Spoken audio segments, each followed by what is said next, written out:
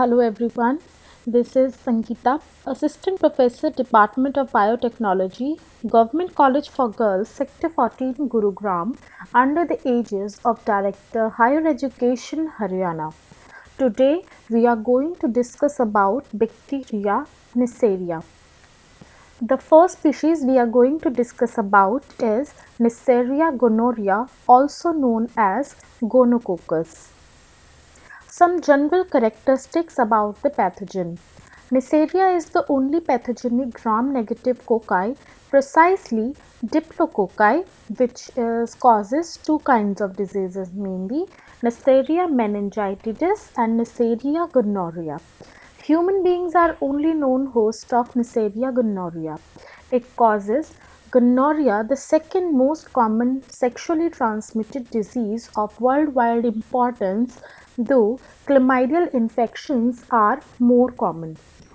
Neisseria gonorrhea does not thrive in the environment and grows in a CO2 environment.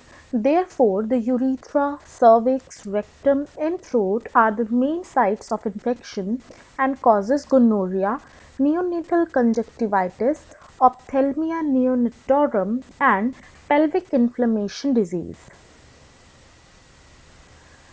Let's discuss about the morphology. It is oval in shape.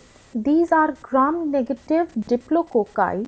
Size is 0.6 to 0.8 micrometer. Occurs in pair and are non-motile. These are encapsulated and have pili. Distribution of gonococci among polymorphonuclear neutrophils can be seen in the image shown. They are both intracellular and extracellular bacteria. Culture characteristics. These can grow in enriched media such as chocolate agar. Growth is also improved by incubation in the presence of 5 to 10% carbon dioxide. Growth temperature is 37 degrees Celsius and no growth if the temperature is less than 35 degrees Celsius or more than 38.5 degrees Celsius. pH range for the growth is 7.2 to 7.6. Colony characteristics. After the incubation of 24 hours, following kind of colonies can be seen. These are small, round and translucent. These are convex or slightly umbonate. Finely granular surface is present. These are soft and easily emulsifiable. The virulence factors which are responsible for its pathogenesis and cause disease in the human host are as follows. Number 1 is pilus. It aids attachment of human to human mucosal epithelium, contains constant and hypervariable regions that contribute to antigenic diversity in gonococci. Number second is pore proteins. These pore proteins form pores through outer membrane, are antigenic in nature, have specific serotypes associated with virulence. Next is OPA proteins, which assist binding to epithelial cells. LOS is lipooligosaccharide, which has the endotoxin activity. RMP proteins present in the organism inhibit the CDIL activity of the serum. IgA protease core contains this enzyme released by the cell to destroy IgA immunoglobulins. The capsule which is present around the bacteria resists phagocytosis unless antibody present. So these were some of the virulence factors which are responsible for the pathogenesis of the organism. Now let's discuss about the pathogenesis. Once inside the body, the gonococci attach to the microvilli of the mucosal cells by means of pili and protein 2, which function as adhesins. This attachment prevents the bacteria from being washed away by normal cervical and vaginal discharges or by the flow of urine. They are then phagocytosed by the mucosal cells and may even be transported through the cells to the intercellular spaces and subepithelial tissue. Phagocytes such as neutrophils also may contain gonococci inside vesicles. Because the gonococci are intracellular at this time, the host defenses has little effect on the bacteria. Following the penetration of the bacteria, the host tissue responds locally by the infiltration of mast cells, more polymorphonuclear cells and antibody secreting plasma cells. These cells are later replaced by fibrous tissue that may lead to urethral closing or strictures in males. This is the diagram which shows the acquisition of the N-gonorrhea and its transmission into the human body. Now the signs and symptoms. After the pathogenesis, half of the women with gonorrhea do not have symptoms, whereas others have vaginal discharge, lower abdominal pain or pain with sexual intercourse associated with inflammation of the uterine cervix. Most infected men with symptoms have inflammation of the penile urethra associated with a burning sensation during urination and discharge from penis. The incubation period is 2 to 14 days, with most symptoms appearing between 4 and 6 days after infection. Disease caused. Gonococci causes both localized infection, usually in the genital tract, and disseminated infections. Gonorrhea in men is characterized primarily by urethritis accompanied by dysuria and a purulent discharge. Epididymitis can occur. In women, infection is located primarily in the endocervix, causing a purulent vaginal discharge and intermenstrual bleeding, cervicitis. The most frequent complication in women is an ascending infection of the uterine tube called pelvic inflammatory disease, which can result in sterility or ectopic pregnancy as a result of scarring of tissues. Number 1 is disseminated gonococcal infection. In both genders, disseminated gonococcal infections may occur. These infections occur via the bloodstream. Gonococcal strains causing disseminated infections are usually resistant to serum and complement bodies. This can lead to involvement of joints causing gonorrheal arthritis, heart causing gonorrheal endocarditis, meninges causing gonorrheal meningitis, tendon sheath inflammation causing tenosynovitis, pharynx causing gonorrheal pharyngitis, and localized skin infections. Second is gonococcal ophthalmia in the adult, which is marked chemosis and tearing of eyes occur. Typically, there is a purulent discharge from the eyes and a lot of redness called erythema. Conjunctival erythema and discharge are the main symptoms of this gonococcal ophthalmia in case of adults. Number 3 is vertical transmission and neonatal complications on gonorrhea. Vertical transmission is the transfer of the disease from the mother to a newly born child. Overall vertical transmission rate is approximately 30%. Neonatal complications involve ophthalmia neonatorum, disseminated gonococcal infection like sepsis, arthritis and meningitis, scalp abscess if fetal scalp monitor used, vaginal and rectal infections, and last pharyngeal infections. Now the laboratory diagnosis. Sample can be obtained from urethral, cervical or vaginal discharge. To obtain a urethral specimen swab, cotton or rayon swab is inserted approximately 2 cm in urethra and rotated gently before withdrawing. If there is profuse urethral discharge in male, it can be collected without inserting the swab. A few drops of first voided urine can be used in males, but the sensitivity is low compared to discharge.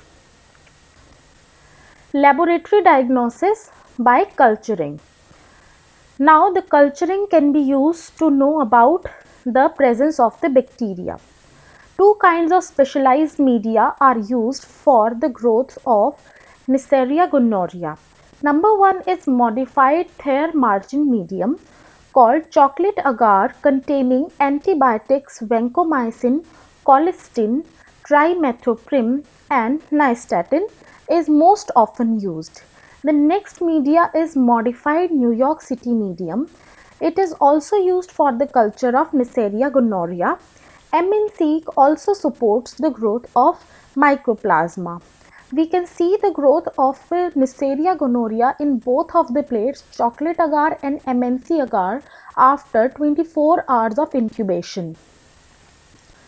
After 24 hours of incubation, gram staining can be done to know about the diagnosis. For men, a gram stained smear of urethral discharge showing intracellular gram-negative diplococci is diagnostic. But as women may carry normal vaginal flora such as Veillonella or occasional gram-negative cocobacilli may resemble gonococci. In case of women may not be diagnostic, so culture and identification process is needed, which is a confirmatory test. Biochemical test for Neisseria gonorrhea identification. Oxidase test is positive. Neisseria gonorrhea ferments glucose but do not ferment maltose, sucrose or lactose. These are also DNase negative, beta-galactosidase negative and glutamyl aminopeptidase negative. Other methods involve enzyme-linked immunosorbent assay and PCR methods, which are rapid tests for the Neisseria gonorrhea identification. Now the treatment. Ceftriaxone 125 mg single IM dose can be given. Ciprofloxacin 500 mg or ofloxacin 400 mg single dose can be given, plus doxycycline 100 mg twice daily for 7 days or erythromycin 1 gram single oral dose can be given for the treatment of gonorrhea. The regimen is very costly but works very well against gonococci and the frequently coexistent chlamydial infections. Prophylaxis. Control of gonorrhea consists of early detection of cases, contact tracing, health education and other general measures. As even the clinical disease does not confer any immunity, vaccination has no place in prophylaxis. Next, we are going to discuss about the second species, that is Neisseria meningitidis. Some general characteristics about the organism. Meningococcus was first described and isolated in 1887 from the spinal fluid of a patient. N. meningitidis causes meningococcal meningitis, formerly also known as cerebrospinal fever, which may occur sporadically as localized outbreaks or as epidemics. Here we can see the image of Neisseria meningitidis. Next is morphology. These are gram-negative bacteria which have oval or spherical coats in shape.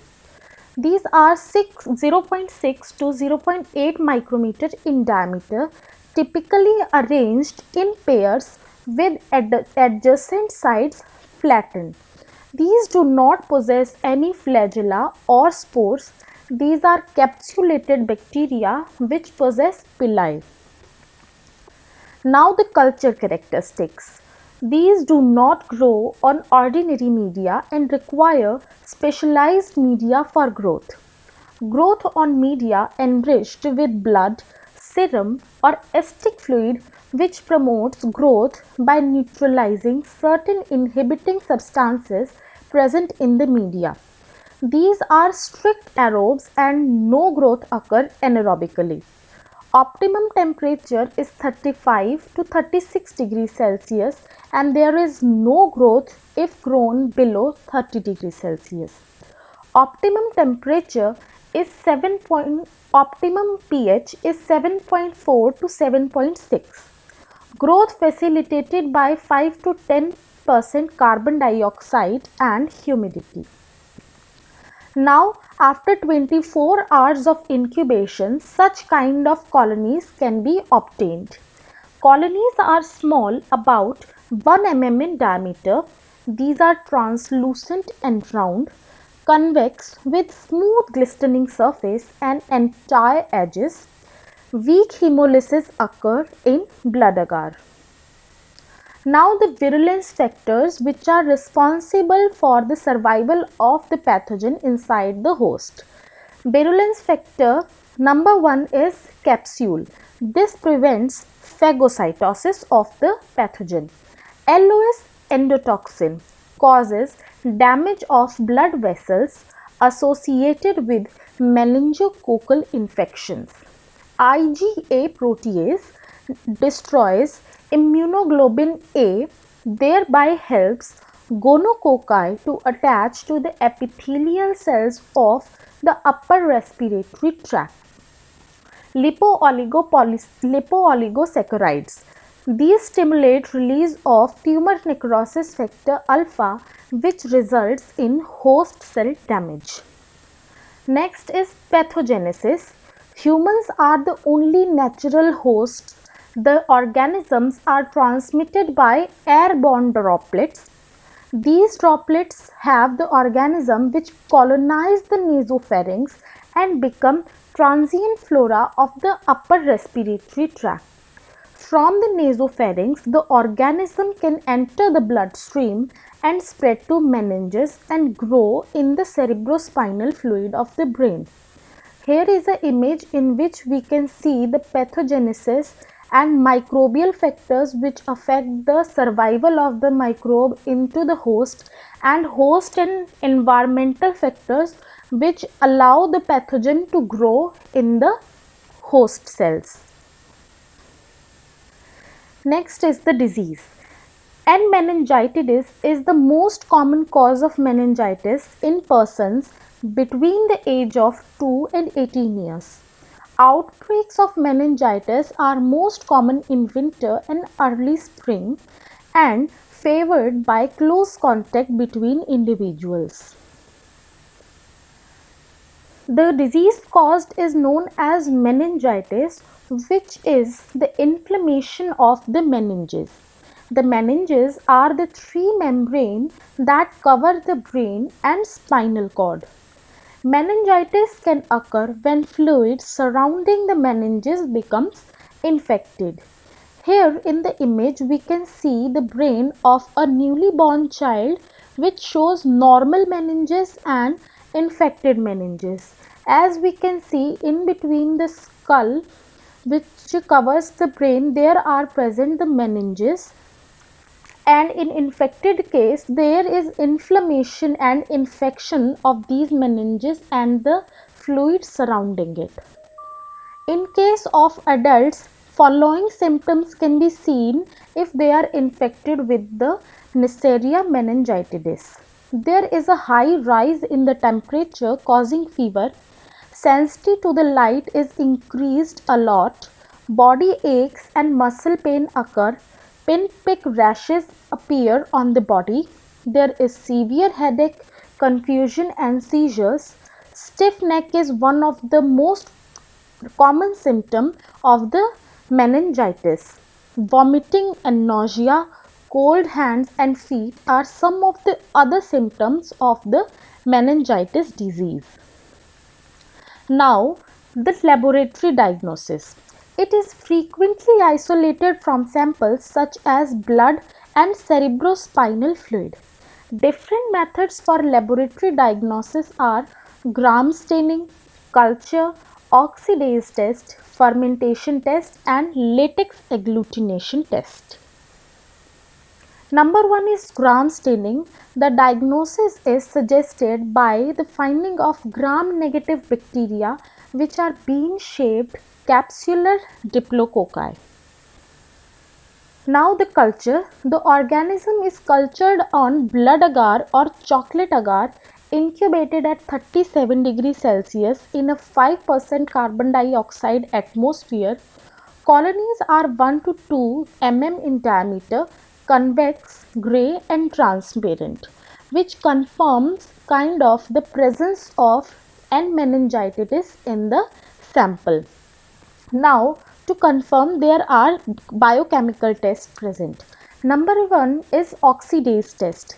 It determines the presence of cytochrome oxidase.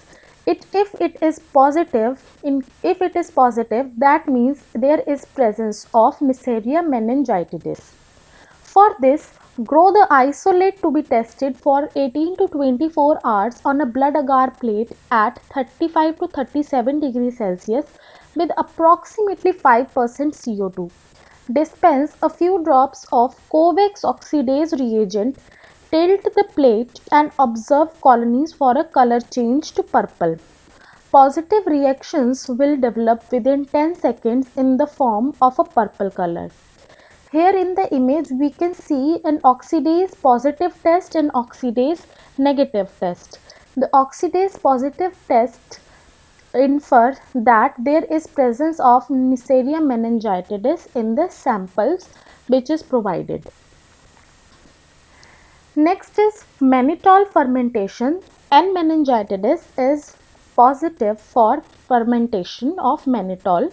It also is do positive reaction for the maltose fermentation. Next is latex agglutination test can be done to confirm N meningitidis. Detects capsular polysaccharide in the spinal fluid. Here are 6 samples given in which there are, if the capsular polysaccharide is present, it will give a agglutination test as is given in the 6th circle, which is a control. Now there are 5 samples, 1 red, blue, yellow, black and brown. These 5 samples are tested and only the 4th sample show the agglutination, which means that this sample has the Neisseria meningitidis in it. Treatment and prevention. Penicillin G or sulfonamides are the drug of choice. Chloramphenicol or third generation cephalosporins such as cefotaxime or ceftriaxone are recommended for patients who are allergic to penicillin. Meningococcal vaccine is available which contain the capsular polysaccharide. Thank you. This is it for the bacteria Neisseria. I hope you like the presentation.